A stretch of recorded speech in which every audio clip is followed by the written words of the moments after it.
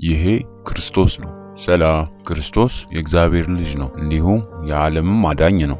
ክርስቶስ የተወለደው በቤተልሔም ነው። ያደገውም ናዝሬት በምትባል ሀገር ነበረ።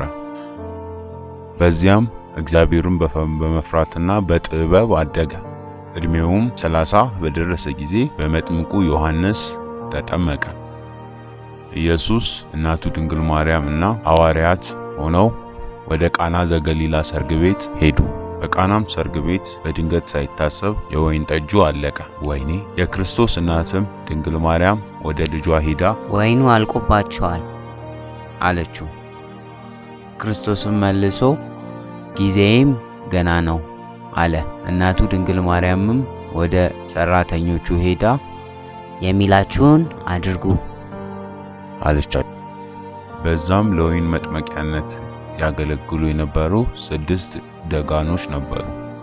እነሱንም ደጋኖች አይሁዶች ለወይን ማስቀመጫ ይጠቀሙበት ነበር።